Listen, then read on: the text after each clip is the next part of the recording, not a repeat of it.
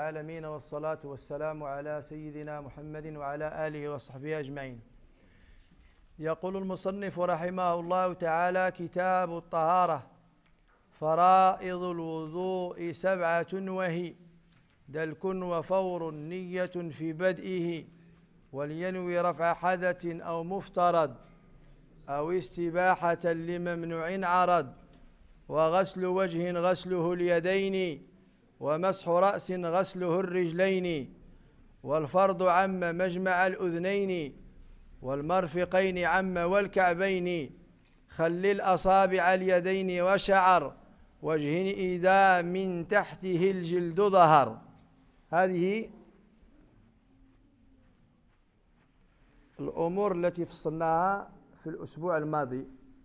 Nous avons évoqué dans un premier temps les 7 obligations de l'ablution. Les 7 obligations de l'ablution. Et le cheikh, si vous vous rappelez, il a commencé par delk.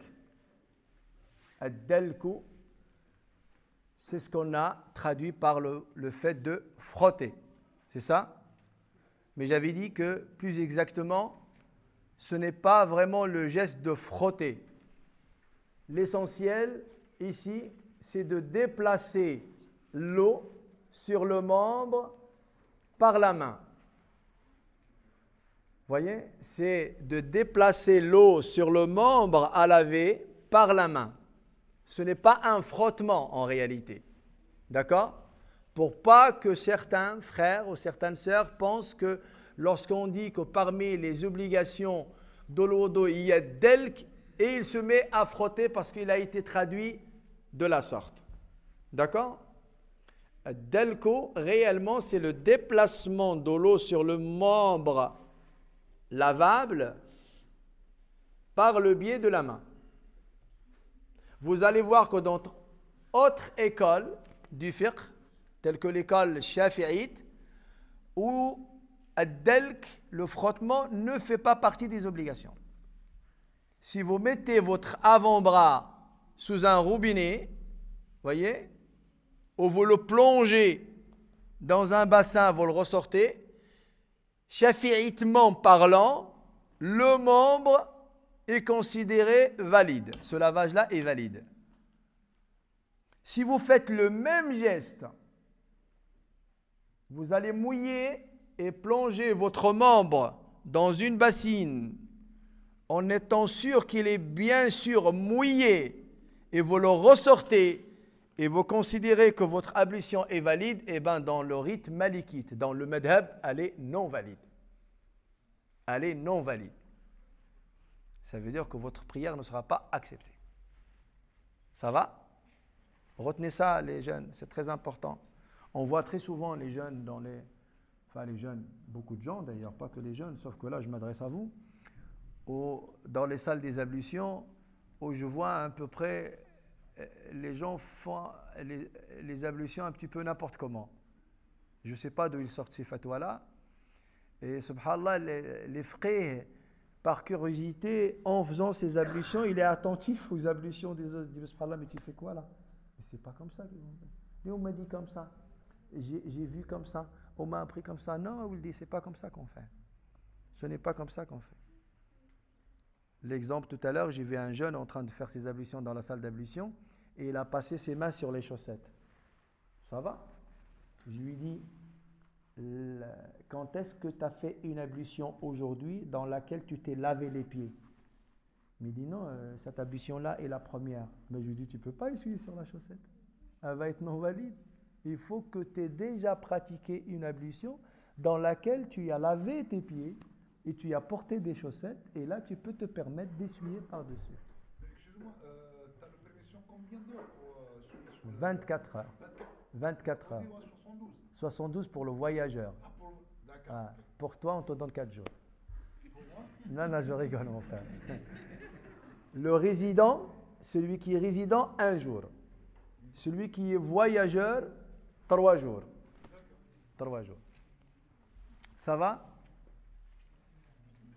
Dalkun wa fawrun. Comment on a traduit le mot fawrun? Fawran, c'est la précipitation. Et on a dit que la précipitation, ce n'est pas la précipitation pour la précipitation. C'est la précipitation pour laver un membre avant que le précédent ne sèche. Vous comprenez? Ah, il faut que ça soit successif. Je donne encore un exemple de l'école shafi'ite. Regardez, vous êtes chez vous et vous faites les ablutions. Regardez les frères, vous faites les ablutions et vous lavez tout. Vous avez tout fini. Et après tu dis, les pieds, Inch'Allah, je les ferai une fois arrivé à la mosquée. Et tu arrives à la mosquée, tu te laves les pieds et tu rentres prier. Malikitement parlant, valide ou non valide? Non valide. Shafi'itement parlant, oui. Parce que le fawr ne fait pas partie des obligations dans l'école shafi'ite. Tu peux par exemple faire la moitié des ablutions à la maison et tu vois que l'heure s'approche, tu quittes l'ablution et tu pars et tu arrives à la mosquée, tu fais la suite. Ça passe. لأن الترتيب والفور عندهم ليس من الفرائض ne fait pas partie des obligations dans l'école shafi'ite. Vous avez compris? Dans l'école malikite, non. Il faut absolument que les membres soient lavés à la suite et en plus de manière à ce que quand vous êtes en train de laver un membre, le précédent, il est encore mouillé, n'est pas sec. Ça va? Dalkun wa fawrun. Niyatun fi bad'ihi. Qu'est-ce qu'on avait dit? Et je vous ai dit, Inch'Allah, pendant le mois du Ramadan, je vais développer l'intention parce que c'est un thème qui est très vaste. Sauf si vous souhaitez que je le développe aujourd'hui. Est-ce que vous voulez que je le développe aujourd'hui? Comme ça, je fais que Niya aujourd'hui. Vous voulez? Oui. Bismillah. Alors, en plus, ça m'arrange. Niyatun. Le prophète sallallahu alayhi wa sallam a dit dans un hadith rapporté par l'imam Bukhari dans son authentique, Innamal a'malu bin niyat. Les actions ne valent que par leurs intentions. Wa innama likulli imri'in ma nawa, et à chacun selon son dessein. Deux S-E-I-N. فَمَنْ كَانَتْ هِجْرَتُهُ إِلَى اللَّهِ وَرَسُولِهِ. Celui dont son immigration est faite pour Allah et son messager, eh bien, elle lui sera comptée comme étant faite pour Allah et son messager. وَمَنْ كَانَتْ هِجْرَتُهُ لِدُنْيَا يُصِيبُهَا أَوْ امْرَأَةٍ يَنْكِحُهَا فَهِجْرَتُهُ إِلَى مَا هَاجَرَ إِلَيْهِ. Et celui qui immigre pour acquérir la richesse matérielle de ce bas monde ou pour épouser une femme, son immigration lui sera comptée, ce dont pourquoi il a immigré. Ce dont pourquoi il a immigré. Voilà le hadith. Niya, d'accord? Dans certaines écoles, elle est considérée comme étant un pilier. Alors, je vais le dire autrement. Elle est considérée comme étant une condition de validité. Et d'autres, ils la considèrent comme étant une condition de perfectionnement. Shartu sihha, shartu kamal. Voilà la divergence, où est-ce qu'elle commence au niveau de Niya déjà. Retenez bien. On va vous le rappeler pendant Ramadan, Inch'Allah, si on y a envie. L'intention, elle est considérée par les écoles du fiqh, soit comme étant une condition de validité, soit comme étant une condition de perfectionnement. Shartu sihha, shartu kamal. Alors, c'est quoi la différence? C'est quoi la différence? La différence, c'est que l'école malikite et l'école shafi'ite considèrent Niya comme étant une condition de validité. Ça veut dire que n'importe quelle action que tu fais dans les pratiques cultuelles, le wudu, salat, siyam, l'umrah, le hajj, et ils ne sont pas du tout précédés par une intention, cette action est non valide. Elle n'est pas acceptée. L'action est non valide. Parce qu'elle n'a pas été précédée par l'intention qui est considérée dans le madhab, dans l'école, comme étant une condition de validité. Les deux autres, Abu Hanifa et Ahmed ibn Hanbal, considèrent l'intention comme étant une condition de perfectionnement. Ça veut dire quoi? Shartu kamal. Ça veut dire que si vous ne mettez pas l'intention, d'accord, votre ablution est valide, mais elle n'est pas complète. Parce que l'intention est considérée comme étant une condition de perfectionnement et non pas de validité. Donc quelqu'un qui va voir un imam hanafite ou hanbalite lui dit j'ai fait mes ablutions mais je n'avais pas l'intention de faire les ablutions pour ça, il va lui dire valide. Valide. Il va voir un imam malikite ou un imam shafi'ite, il lui dit j'ai pas mis l'intention avant de faire mes ablutions, il dit non valide. Refais tes ablutions. Est-ce que ça va jusqu'ici? Donc, soit elle est considérée comme étant une condition de validité, soit elle est considérée comme étant une condition de perfectionnement. Je vais m'arrêter sur la condition de perfectionnement, Sharto Kamal. Dans les deux écoles, Hanbalite et Hanafite, d'accord? Il y a un petit détail à rajouter dans l'école Hanafite. Vous savez que disent les Hanafiya? Les actes religieux, ils les départagent en deux parties pour pouvoir parler de Niyya. D'accord? Eh bien, les Hanafites, ils ont une particularité. Si l'acte que vous faites est un acte moyen pour une autre adoration, l'intention, effectivement, est considérée comme étant une condition de perfectionnement. Mais si l'adoration que vous allez faire est une fin en elle-même, l'intention est considérée comme les deux premiers, Malikite et Shafi'ite, une condition de validité. En fait, sur une partie, l'imam Abu Hanifa rejoint Ahmed ibn Hanbal sur le fait d'avoir considéré l'intention comme étant une condition de perfectionnement, ou alors il rejoint l'imam Malik et l'imam Shafi'i lorsqu'il s'agit de conditions de validité. Et à quel moment il rejoint l'imam Ahmed ibn Hanbal? Quand il s'agit d'une adoration moyen pour une autre adoration. Exemple, l'ablution est une adoration fin en elle-même ou moyen pour une autre adoration?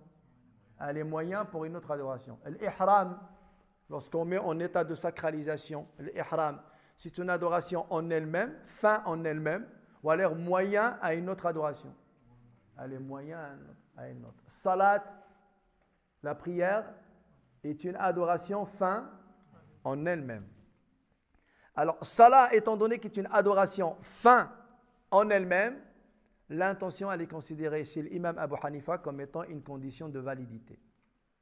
Les ablutions, les ihram et autres pour les adorations qui sont moyens pour une autre adoration, voyez, elle est considérée comme étant une condition de perfectionnement, comme l'avis de l'imam Ahmed ibn Hanbal. Ça va?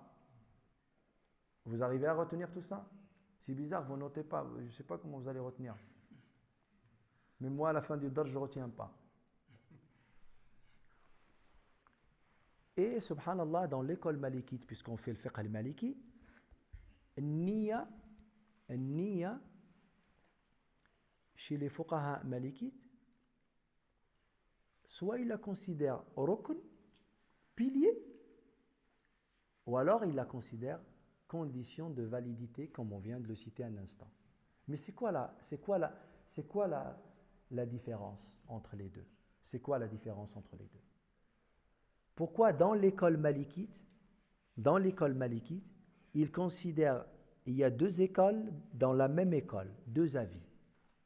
Vous avez des ulama malikites qui vont vous dire l'intention est un pilier, rukn, pilier.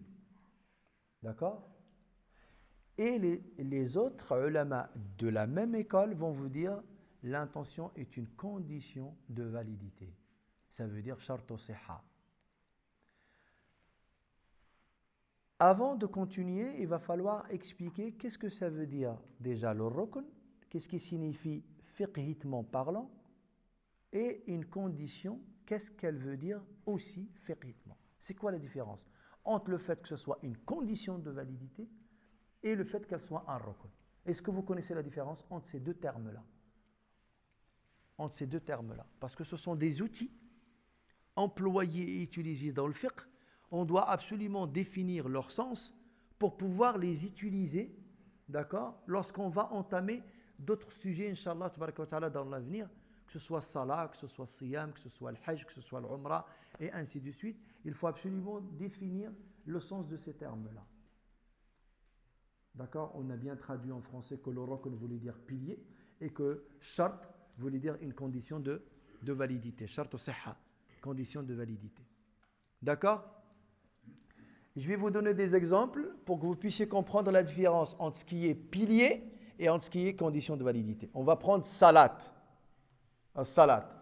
Le fait de vous diriger vers le qibla au moment où vous priez. Quelqu'un qui prie et qui doit obligatoirement se diriger vers le qibla. C'est un pilier, rukn, une obligation, ou c'est une condition de validité? Hein? Une condition ou un pilier? Levez la main si vous dites pilier. Et levez la main si vous dites une condition de validité. Bien. Eh bien, le fait de se diriger vers le qibla, effectivement, est une condition de validité. Shartu sihha. Shartun min shurut salah. Wa laysa ruknun min al-arkan. Pourquoi? Je vais vous dire c'est quoi la différence. Allez, mathématiques. Un rukn est une action parmi les actions de salat. Est une action parmi d'autres actions. Ça s'appelle rukn. Tu le fais, une fois que tu l'as fini, c'est terminé. Tu passes à un autre rukn ou à une autre action. Alors qu'une condition de validité, quand tu la commences, tu dois la respecter jusqu'à la fin de salat. Qira'at al-Fatiha, réciter la Fatiha. Selon vous, la Fatiha est un rukn ou alors une condition de validité? Rukn, pourquoi? Parce que vous ne récitez pas le Fatiha depuis le takbir jusqu'à le taslim. Vous récitez le Fatiha, vous passez à quoi après? Surat, après vous passez à l'inclinaison, ensuite vous passez à la prosternation. Donc vous avez abandonné le Fatiha. C'est un rukn. Donc c'est un pilier. Vous le faites, vous le terminez, vous passez à autre chose. Mais par contre, être en état d'ablution. Être en état d'ablution. C'est un rukn, pilier, ou alors une condition de validité. Levez la main si vous dites condition de validité. Levez la main si vous dites pilier. D'accord. Alors, mon frère, si tu la considères pilier, ça veut dire que tu peux entamer la prière en état d'ablution et pendant la Fatiha, tu remplis l'eau d'eau et tu continues. Parce que c'est un pilier. Tu l'as appliqué pendant salat une fois. Donc, tu n'es pas censé l'avoir jusqu'à la fin de salat. Est-ce que c'est juste? Maintenant, on va revenir à l'intention. Niya selon vous. On devrait rejoindre ceux qui disent elle est pilier. On l'a. Et après, on commence salat, c'est terminé. Ou alors, c'est une intention que nous devons avoir jusqu'à la fin de salat. Alors, on la mettrait condition de validité ou on la mettrait pilier? Vous la mettrez où, vous? Hein? Pourquoi vous dites condition de validité? Pourquoi vous la considérez condition de validité? Quelqu'un qui prie une première unité, une deuxième unité, il est en train de faire salat al-asr individuellement. D'accord? Il est en train de faire salat al-asr. Et après, il s'est souvenu au milieu de la prière que, en fait, mais j'avais pas fait d'or. Et il change l'intention. Il a le droit? Hein? Il a le droit? Mais en fait, ça dépend. Ça dépend. Si elle est pilier, il a le droit. Si c'est une condition de validité, il n'a pas le droit. Ça dépend à quel avis vous allez vous mettre. Si c'est une condition de validité, il doit préserver et garder la même intention jusqu'à la fin de salat. S'il change d'intention, il a rompu salat. Par contre, l'équipe qui dit que est un pilier, eux autorisent effectivement de changer l'intention de la prière, de dire ah oui, j'ai commencé l'asr, mais là je renouvelle l'intention et je mets le tahar. Les autres ne l'autorisent pas. Ils disent non. Si vous changez l'intention au milieu de salat, vous avez annulé la condition de validité, donc vous devez reprendre salat dès le début. C'est pour ça qu'il est important d'étudier fiqhiquement parlant, est-ce qu'on considère cela comme étant un pilier ou comme étant une condition de validité. Ça va, c'est clair? Vous arrivez? خويا بعيد علينا بزاف تما. كون كان داك الحيط مازال بعيد ليها كون. Je ne vais pas rentrer dans ce détail-là parce que ce n'est pas le moment. D'accord? On est vraiment dans les ablutions, on n'est pas dans salat. On va y venir, Inch'Allah. Est-ce que quelqu'un aurait une question concernant les ablutions et concernant l'intention? Est-ce que c'est clair pour vous? Les frères, là, le mois du Ramadan arrive. Vous mettez l'intention de jeûner le mois du Ramadan quand? À quel moment vous mettez l'intention de jeûner le mois du Ramadan? Hein? Est-ce qu'on peut mettre l'intention juste au début du mois du Ramadan pour la totalité du mois du Ramadan? Hein? Oui. Malikitement parlant, oui. Shafi'itement, non. Il faut la renouveler tous les soirs. Ça met tabi'it niya. Il faut absolument qu'il ait l'intention tous les soirs. Tous les soirs. Vous savez pourquoi? Parce que lui, il prend en considération le voyageur, le malade et la femme qui a les périodes de menstrues. La femme ne peut pas se permettre de mettre l'intention de jeûner la totalité du mois parce que ce n'est pas vrai. Elle ne peut pas avoir l'intention de jeûner la totalité du mois sachant qu'elle va avoir 5 jours de règles. Son intention n'est pas conforme. Et ça, c'est l'avis de Shafi'i. Par contre, Imam Malik, il dit non, al-minniya, pour la totalité du mois, si l'excuse arrive, eh ben, elle est excusée, elle est déchargée tout simplement. Ils sont malins les fuqaha quand même.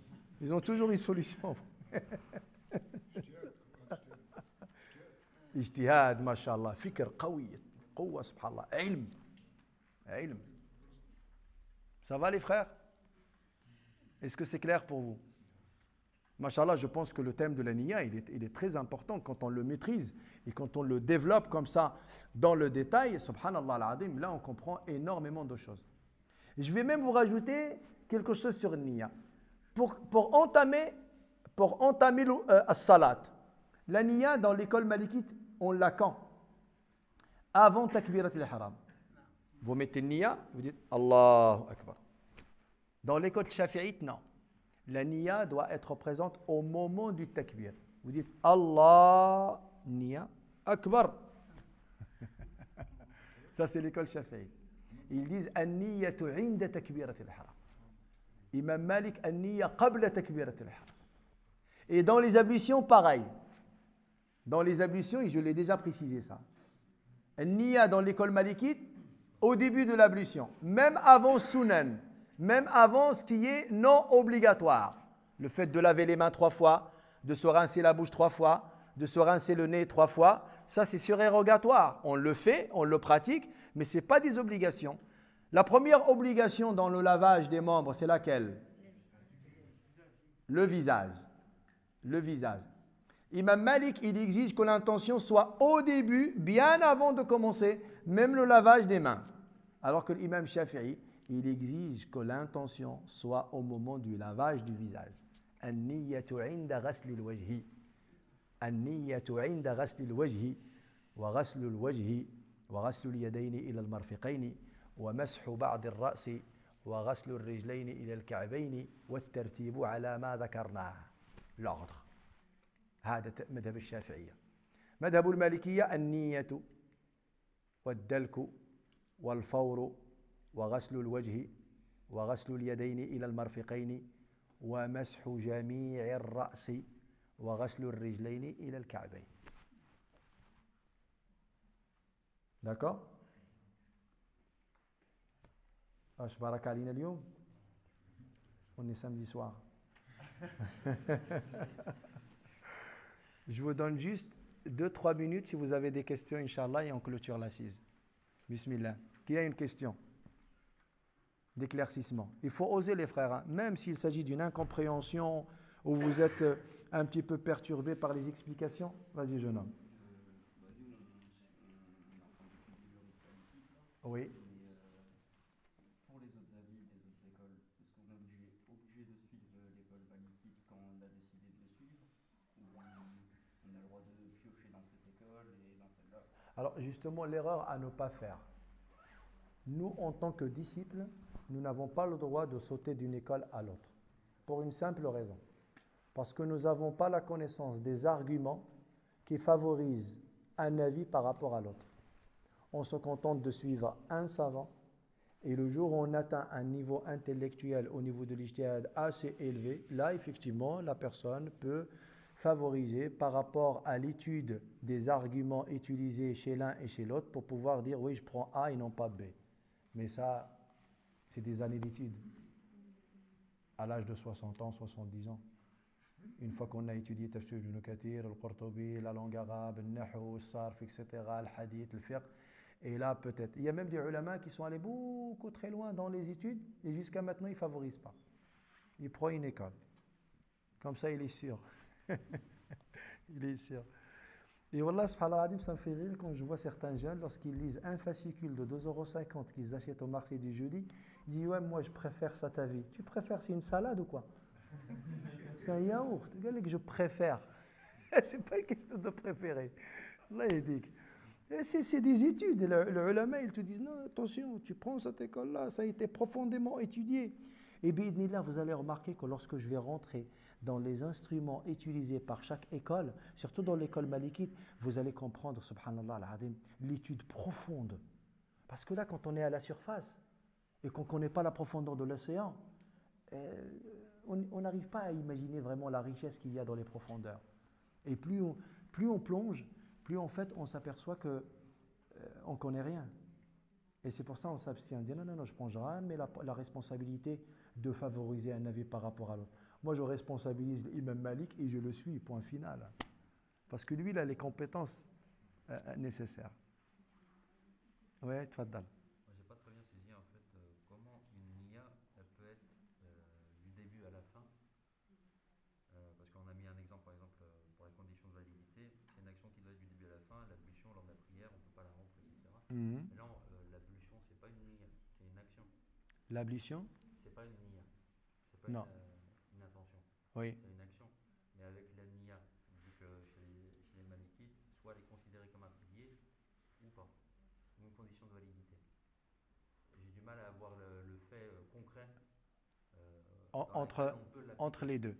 Ouais. En fait, matériellement parlant, tu ne vas pas pouvoir matérialiser l'intention, que ce soit une condition de validité ou que ce soit un pilier. C'est uniquement dans le fait de t'autoriser au milieu de l'ablution. Est-ce que tu as le droit de la changer l'intention ou pas? Si tu la changes, si tu t'autorises de prendre cet avis, de pouvoir la modifier, d'accord, tu t'es dit, tiens, je vais faire une ablution pour aller dormir en état d'ablution. Mais en même temps, tu arrives au visage et tu dis, mais non, non, mais je n'ai pas fait l'Aïcha, il faut que je fasse déjà l'ablution pour l'Aïcha. Et là, tu modifies l'intention. Tu sais qu'avec l'intention de faire l'ablution pour dormir, cette ablution, tu ne peux pas faire ce qui est obligatoire dans l'école malikite. Mais par contre, si tu l'as commencé avec l'intention de dormir et après tu te dis, ah ben non, je n'ai pas fait l'Aïcha, et tu changes l'intention, si tu la considères parmi ceux qui la considèrent comme étant un pilier, là c'est valide. Mais ceux qui la considèrent comme étant une condition de validité, si tu t'es rappelé de l'Aïcha, ils vont dire, eh ben recommence. C'est dans les faits que tu vas voir la nuance. Est-ce que c'est clair? Ça va? Alhamdulillah. Ça va? Subhana rabbika rabbil izzati amma yasifun wa salamun ala al-mursalin walhamdulillahi rabbil alamin.